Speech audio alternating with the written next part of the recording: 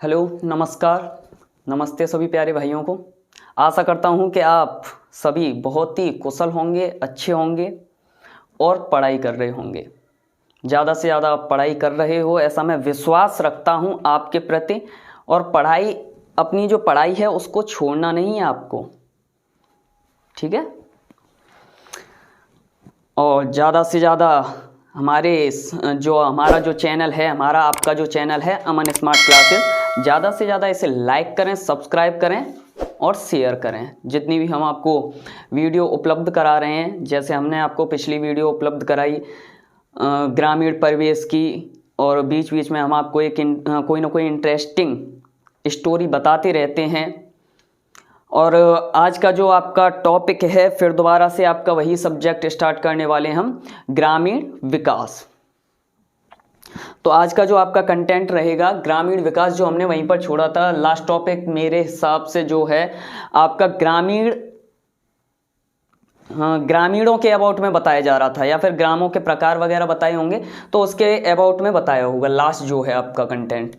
इसके आगे ये आपका टॉपिक था ग्रामीण विकास भारतीय संदर्भ में। भारत के संदर्भ में हम ग्रामीण विकास या फिर रूरल डेवलपमेंट देख रहे थे।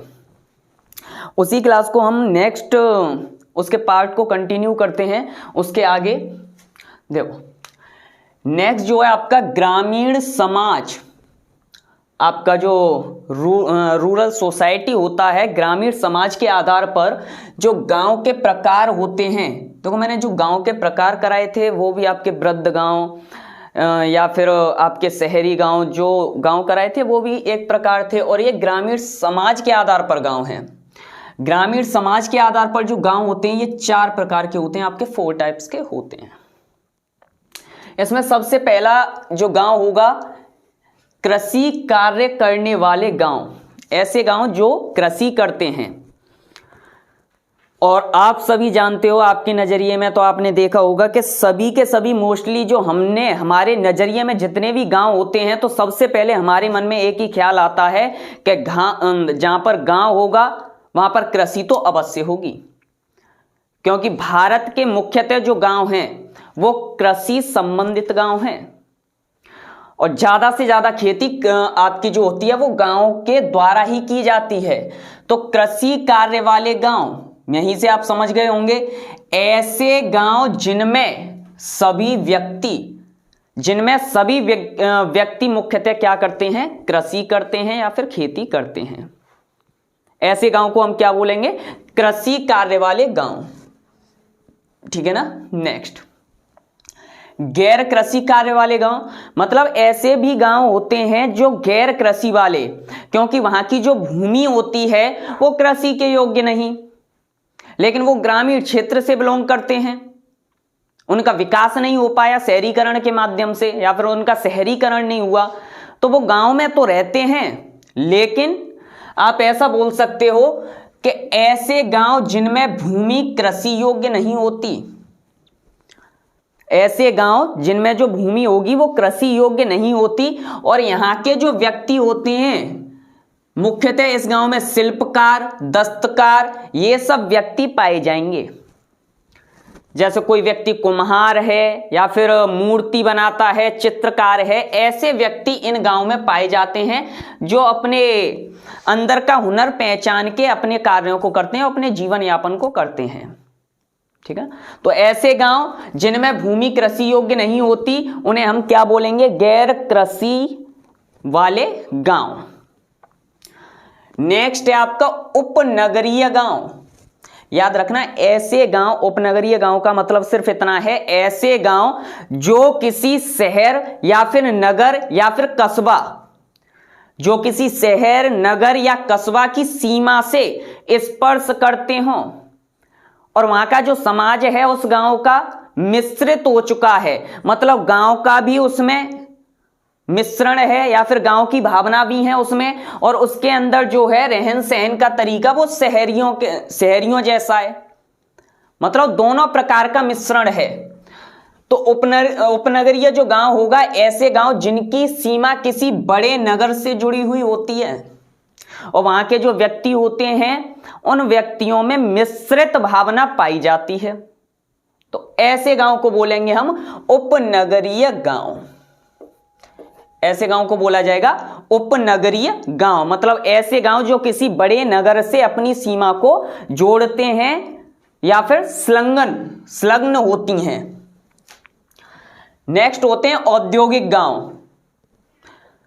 औद्योगिक गांव का मतलब यह है कि ऐसे गांव जिनमें कारखाने स्थापित करवा दिए जाते हैं और उस गांव के व्यक्ति, ऐसा मान के चलो कि कोई गांव है और उसमें कारखाने या कोई फैक्ट्री लगवा दी गई। अब फैक्ट्री जब लगवाई जाएगी, जिन किसानों की भूमि पर, वहां के जो किसान होंगे, जिस गांव से बिलोंग करते होंगे, जितने भी किसान हैं जिनकी भूमि गई है या फिर वहां से काम करने के लिए भी वो उसी फैक्ट्री में जाएंगे, काम भी तो वो उसी फैक्ट्री में करेंगे। तो ऐसे गांव जिनमें कारखाने स्थापित कराए जाते हैं और वहां का व्यक्ति उन कारखानों में जाकर काम करता है, क्योंकि भाई लेबर कहीं और से थोड़ी नहीं मंगाई जाएगी। जब नजदीकी लेबर मिल रही है तो दूर से लेबर मंगाने से क्या फायदा है। ऐसे गांव जिनमें कारखाने स्थापित कराए जाते हैं, उन गांव को हम क्या बोलेंगे? औद्योगिक गांव कहेंगे।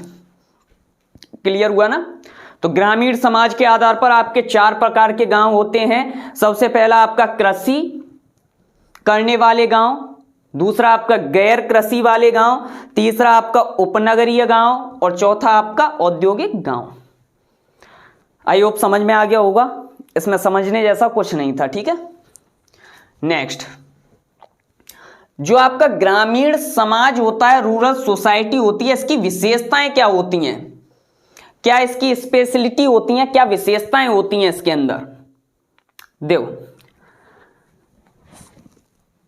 बेटा, वीडियो में अंत तक बने रहना है। देखना, जो गांव की या फिर ग्रामीण समाज की जो विशेषताएं होती हैं, इसकी विशेषता सबसे पहले गांव का आकार जो है छोटा होता है। आपने नॉर्मली जितने भी मुख्यतः गांव देखे होंगे, कुछ ही गांव होते हैं जिनकी जनसंख्या बहुत ज्यादा होती है। आपके भारत में 6,40,930, भारत में जो गांव की संख्या है वो कितनी है? 6,40,930। ये जो आपके गांव है 6,40,930, इनमें से कुछ ही गांव हैं जिनकी जनसंख्या बहुत ही अधिक होती है, वरना मुख्यतः जो गांव होते हैं उनकी जनसंख्या 1,000 या 1,000 से कम होती है। ठीक है ना बेटा? तो सबसे पहला गांव का आकार छोटा होना, यह सबसे पहली विशेषता है। और दूसरी विशेषता होती है इसमें परिवार में एक रूपता होना, मतलब जो गांव में परिवार पाए जाते हैं, गांव की जो सबसे छोटी इकाई होती है उसे हम क्या बोलते हैं? परिवार बोल देंगे। तो जो ये परिवार होगा इसमें एक रूपता होती है एक दूसरे के लिए, मतलब जब भी कोई धार्मिक त्योहार होगा सभी व्यक्ति एक साथ मिलकर उस त्योहार को मनाते हैं, मतलब एकजुटता होती है इनमें, एक रूपता या फिर एकजुटता, या फिर बोल सकते हैं कि परिवार के व्यक्ति एक ही प्रकार की रीति रिवाजों व प्रथाओं का पालन करते हैं।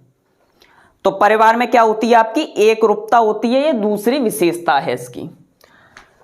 नेक्स्ट, संयुक्त परिवार प्रणाली को ये अपनाते हैं। गांव में जो होती है आपकी संयुक्त परिवार प्रणाली पाई जाती है। इसका मतलब ये है कि 3 पीढ़ी से अधिक जो संयुक्त परिवार होगा, इसमें आपकी 3 पीढ़ियों से अधिक के जो व्यक्ति होते हैं वो भी रहते हैं। 3 पीढ़ी या उससे अधिक पीढ़ियों के व्यक्ति साझे रहते हैं या फिर संयुक्त रूप से रहते हैं, जिसमें आपके दादाजी, दादी जी, नाना, नानी, ये सब ज्वाइंट फैमिली जिसे बोलते हैं, ज्वाइंट फैमिली के रूप में रहेंगे।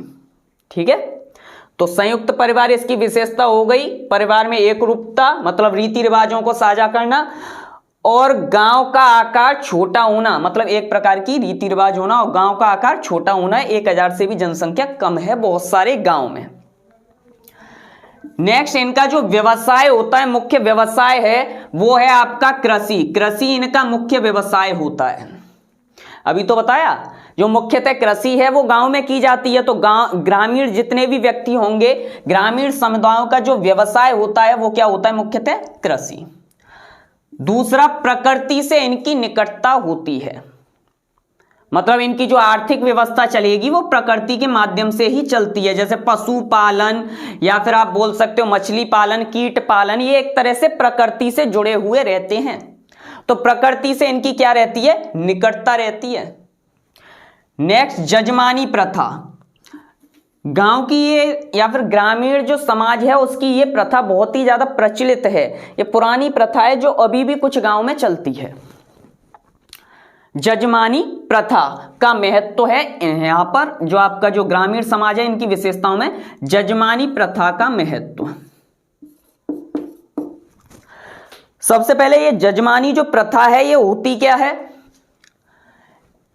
इसके अनुसार एक परिवार के सदस्य दूसरे परिवारों को नियत सेवा देते हैं। एग्जाम्पल में कर्मकांड, हजामत, ये जो होंगे। जजमानी प्रथा का मतलब ये है कि देखो किसी के यहां अगर विवाह होता है तो विवाह के जितने भी धार्मिक कर्मकांड कराए जाएंगे वो एक ब्राह्मण करता है। क्यों बेटा, सही है ना। और ब्राह्मण जब बैठा होता है तो वो जब भी उस कर्मकांड को करेगा तो आपसे क्या बोलेगा, जजमान ये लाइए, जजमान वधू को बुलाइए। तो ये आपने सुने होंगे, क्यों बेटा। हाँ, तो इसी प्रथा को हम क्या बोलते हैं, जजमानी प्रथा, जो इन विशेष कर्मकांडों को करता है। मतलब विभिन्न जातियों के वो व्यक्ति जो इन कर्मकांडों को करते हैं या फिर ये दूसरे परिवारों को नियत रूप से इनके द्वारा सेवाएं दिया जाना, ये फिक्स है कि ये जो विभिन्न जाति के परिवार हैं यही इन सेवाओं को देंगे। तो जिनके घर पर ये सेवा देने के लिए जा रहे हैं या फिर जिन्हें ये सेवा देते हैं उन्हें तो बोलेंगे जजमान, और जो सेवा देने के लिए जा रहे हैं उन्हें बोलेंगे जजमानी। तो मतलब इसमें क्या है, इसके अनुसार एक परिवार के सदस्य दूसरे परिवारों को नियत सेवा देते हैं। एक परिवार के सदस्य दूसरे परिवारों को नियत सेवा देते हैं। एग्जाम्पल में कर्मकांड, जो ब्राह्मण होते हैं कर्मकांड जो करते हैं आपके विवाह संबंधी, जो पूजा यज्ञ ये सब करने वाले जिनके घर पर जाएंगे उन्हें हम जजमानी बोलेंगे। जो आश्रित परिवार है जो दूसरे के घर पर जाकर ये सेवा दे रहा है तो उसे तो बोलेंगे हम जजमानी, और जिसके घर पर दे रहा है उसे जजमान बोलेंगे।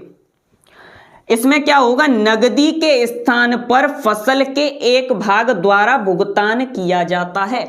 आज भी बहुत से गांवों में यह चलता है कि जो व्यक्ति होते हैं क्या करते हैं, इन नियत सेवाओं को देने के लिए कोई व्यक्ति, जैसे सफाई वाला, गांव में आज के समय में जो सफाई करने वाले व्यक्ति आते हैं वो जैसे ही आपकी फसल कट के आएगी वहां से आपसे नियत भाग लेकर जाएंगे। 5 किलो 10 किलो 20 किलो जितना भी आपके घर से जाता हो, वो गेहूं मांगने के लिए या फिर कोई अन्य जो फसल आएगी वो लेने के लिए समय पर आ जाते हैं।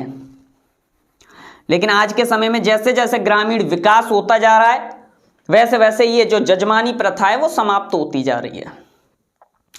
तो ये विशेषताएं आपके समझ में आ गई। गांव का आकार छोटा होना, परिवार में एक रूपता, संयुक्त परिवार प्रणाली, कृषि मुख्य व्यवसाय होता है, प्रकृति से निकटता होगी, जजमानी प्रथा का महत्व है यहाँ पर। और नोट में ये जजमानी प्रथा क्या है ये बता दिया है। हजामत करने वाले बोलते हैं नाई को हजामत करने वाला। ठीक है, नेक्स्ट, ग्रामीण विकास से होने वाले परिवर्तन। ग्रामीण जो आप भारत में, आप सभी को पता है स्वतंत्रता प्राप्ति के बाद आपको भारत का विकास करना है, और भारत का विकास करने के लिए पहले आपको गांव का विकास करना पड़ेगा, क्योंकि भारत में गांव में जो जनसंख्या रहने वाली है वो बहुत ज्यादा है।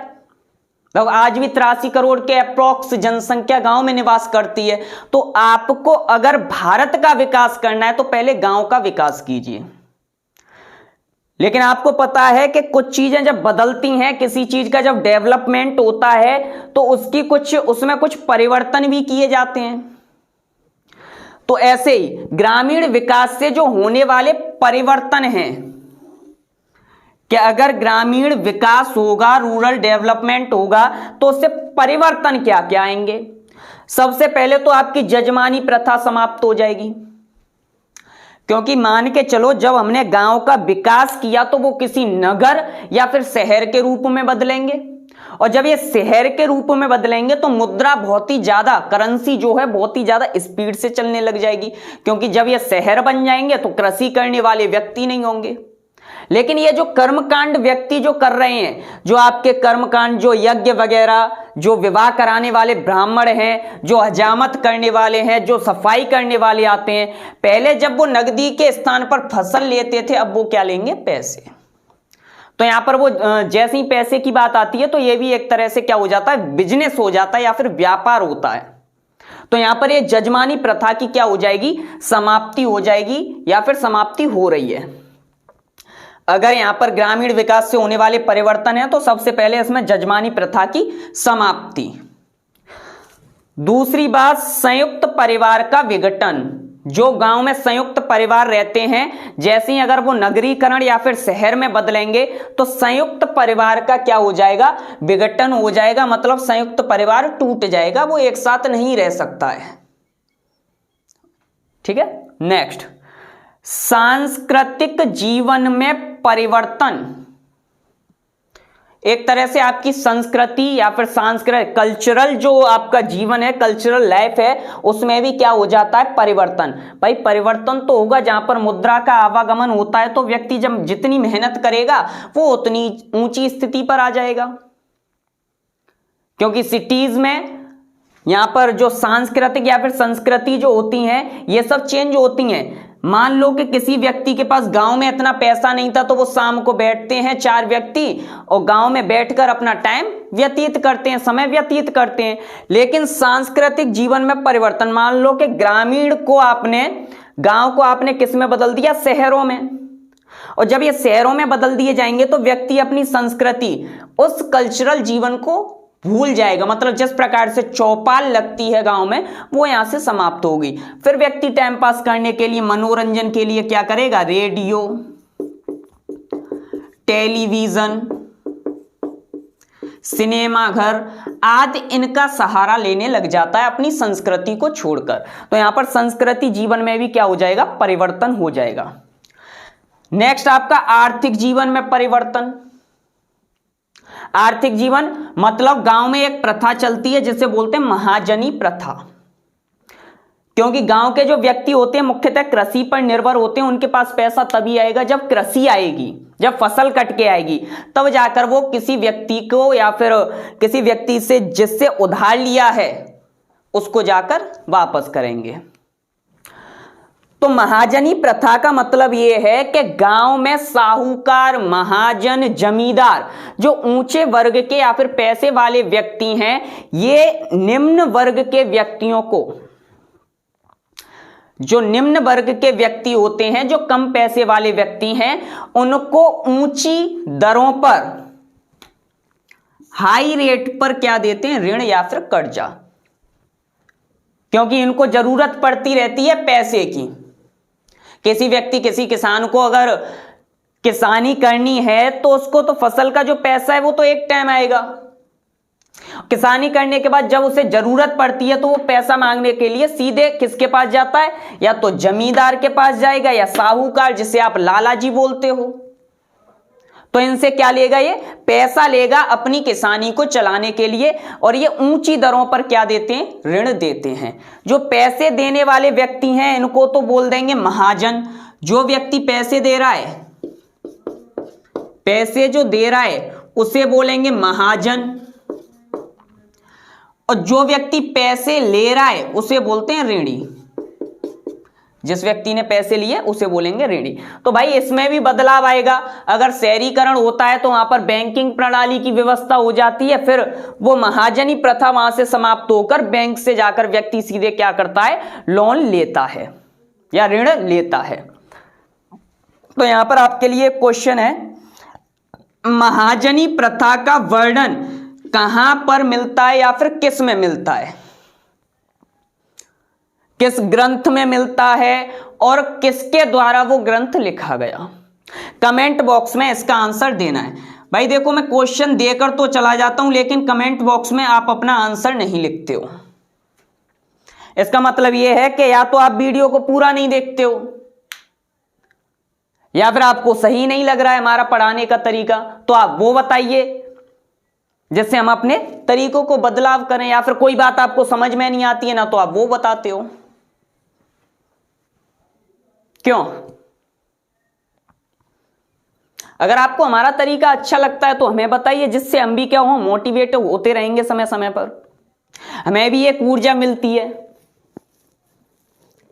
हम आपके लिए इतनी मेहनत करते हैं, इतनी चीजों को परिवर्तित करके या फिर ढूंढकर लाते हैं। आप वीडियो को शुरू करते हो और सीधे बैक करके चले जाते हो, देखते भी नहीं हो कि जो आपके लिए इतनी मेहनत करके आया है व्यक्ति, जिसने आपके लिए इतना अच्छा कंटेंट तैयार किया है। चलो कोई नहीं, मैं आपसे नहीं बोलूंगा कुछ भी। हमारा तो ये कर्तव्य है जो हमें करना है। चलो, तो इसका आंसर देना कमेंट बॉक्स में। महाजनी प्रथा का वर्णन कहां पर मिलता है और किस ग्रंथ में मिलता है और उसको किसके द्वारा लिखा गया। तो ग्रामीण विकास से होने वाले परिवर्तन, अगर ग्रामीण जो आपका ग्राम है उसमें अगर विकास होता है, शहरीकरण होता है, तो ये सब परिवर्तन उसमें आ जाएंगे। विशेषताएं मैंने बता दी, विकास होने से आपके परिवर्तन भी बता दिए। ठीक है, नेक्स्ट है आपका इसमें ही परिवार। परिवार क्या होता है? आप सभी अपने शब्दों में जानते होंगे कि जो संयुक्त रूप से रहते हैं उन्हीं को परिवार बोलते हैं। परिवार शब्द जो है अंग्रेजी भाषा में इसे क्या बोलते हैं? FAMILY। क्या हो गया बेटा? फैमिली। परिवार जो है हिंदी शब्द, ये इंग्लिश भाषा का रूपांतरण है फैमिली शब्द का। तो इंग्लिश में परिवार को फैमिली बोलेंगे, हिंदी में क्या बोलते हैं? परिवार। फैमिली शब्द जो है ये लैटिन वर्ड से जन्म लिया है इस फैमिली वर्ड ने। और लैटिन वर्ड कौन सा है? ये आपका लैटिन वर्ड है फैम्यूलस। फैमिली शब्द की उत्पत्ति आपके लैटिन वर्ड से या फिर लैटिन भाषा से फैम्यूलस वर्ड से हुई है। और फैम्यूलस का मतलब होता है सेवक, सेवा करने वाले। मतलब परिवार का क्या मतलब हो जाएगा यहां पर? जिसमें सेवा करने की या फिर जो व्यक्ति जीवन पर्यंत सेवा करते हैं उनको हम फैमिली बोलेंगे। एक दूसरे की सेवा की भावना होती है जिनके अंदर।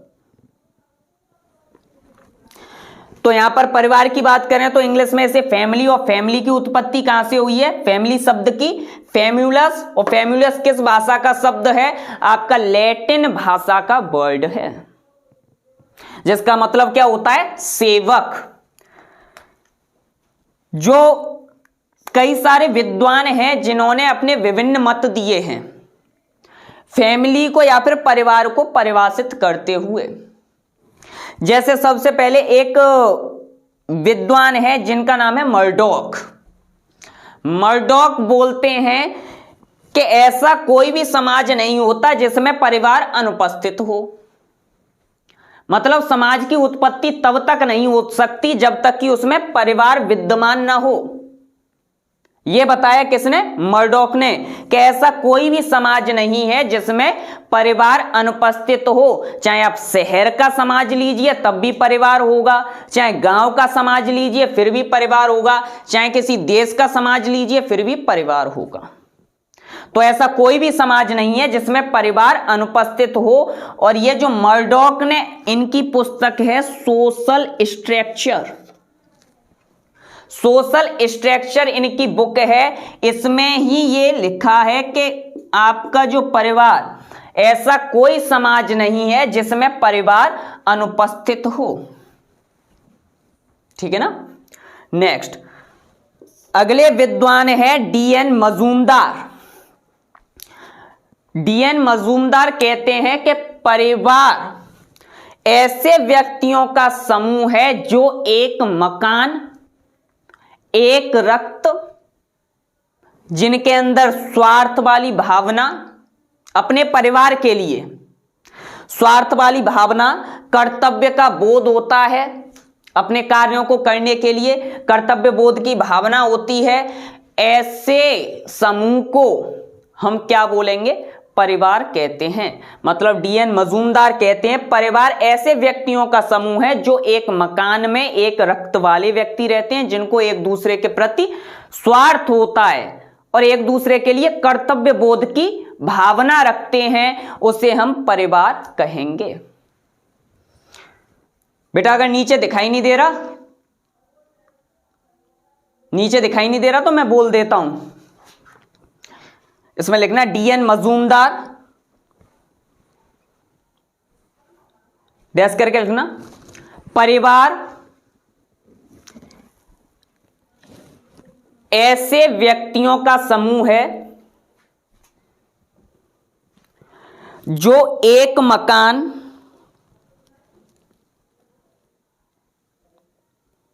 कौमा एक रक्त,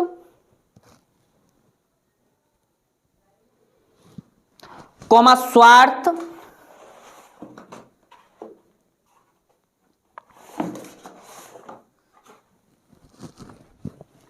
एवं पारस्परिक कर्तव्य बोध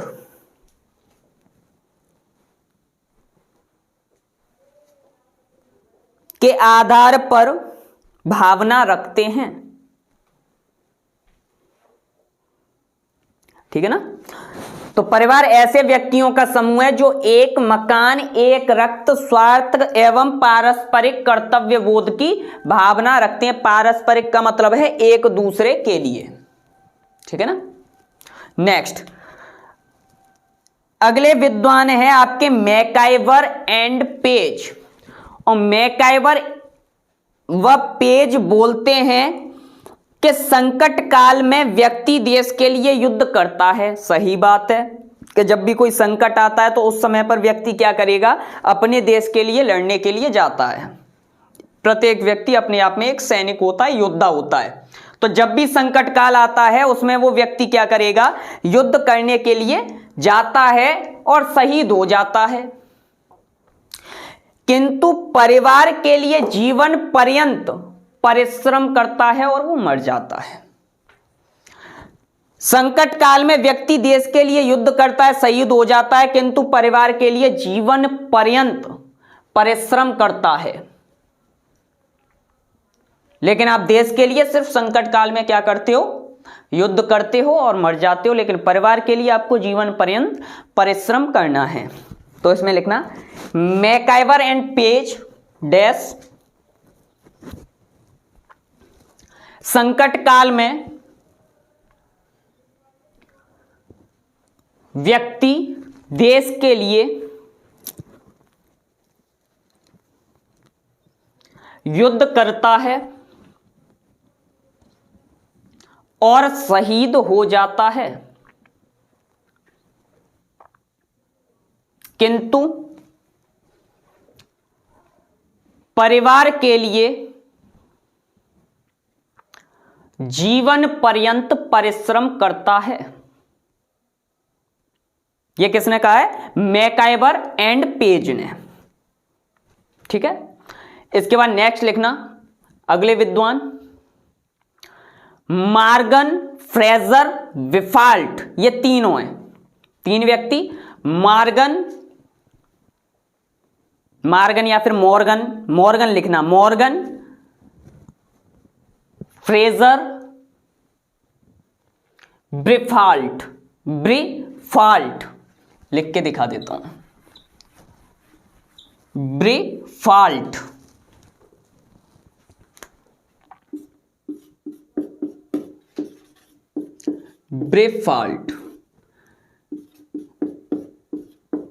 मॉर्गन, फ्रेजर।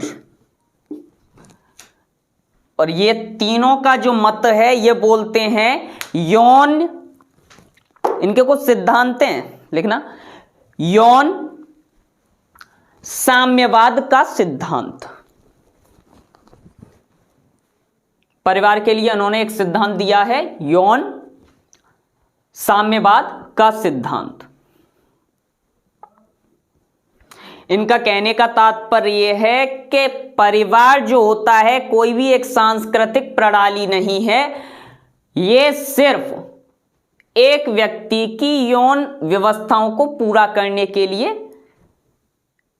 एक तरीका है या फिर एक माध्यम है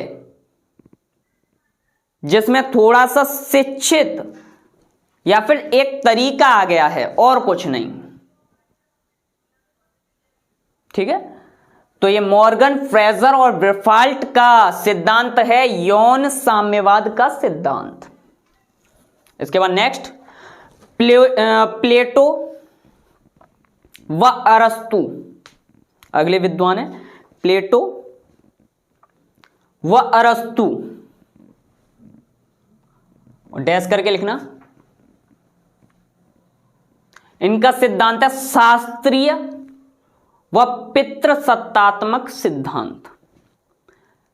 शास्त्रीय व पितृसत्तात्मक सिद्धांत। इनका कहने के तात्पर्य यह है कि किसी भी परिवार में जो मुखिया होता है, जो प्रधान होता है, वो पुरुष होता है, तो वही उसी के आधार पर हमें अपने जो परिवार है उसको मानना चाहिए कि पितृसत्तात्मक, जो आपकी सत्ता है वो किसकी है, पिता की या फिर पुरुष की। नेक्स्ट अगले विद्वान लिखना लॉर्ड अबेवरी।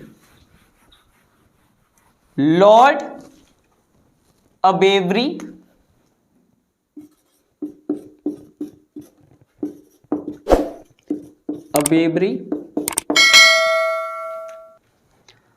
और ये बोलते हैं मात्र सत्तात्मक सिद्धांत। इनका सिद्धांत